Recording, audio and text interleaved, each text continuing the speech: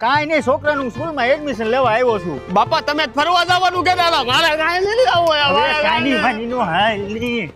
બેહે સાનું મનો, જો કાંઈ તોફાન કર્યા ને તો ઊંધા એક નાખી. કાકા હું છોકરાને હેરાન કરો છો? એલા ભાઈ, એક દી તમે આને હાંસવો ને તો તમને ખબર પડે કે કેવો તોફાની છે. હવે કાકા છોકરા એવા જ હોય. સાહેબ, તમે હજી આને ઓળખતા નથી. આખો દી ઘરમાં પીડો મોબાઈલમાં જ મથ્યા રાખે છે. નથી એને ભાઈબંધ ભેગો રમવા જતો કે નથી ભણવામાં ધ્યાન દેતો, અને આ નકરો અર્જણીયાના છોકરા ભેગો ભાઈકા જ રાખે છે. કાકા ઉપાધિ કરો માં હાલો ઓફિસ. ઓફિસમાં પછી જઈશું, પેલા સ્કૂલ બતાવો. હાલો કાકા બતાવી દો. અરે આમ ક્યાં જાવું? જોવો કાકા અમારી સ્કૂલનું વિશાળ રમત-ગમતનું ગ્રાઉન્ડ.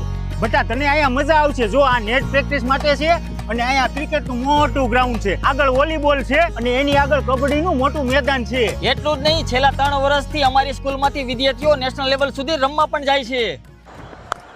હાલ બટા, હાલ આગળ. અમારી સ્કૂલમાં રમાડવા ખાતર રમાડતા નથી, ટ્રેનિંગ માટે સ્પેશિયલ કોચ રાખેલા છે. અને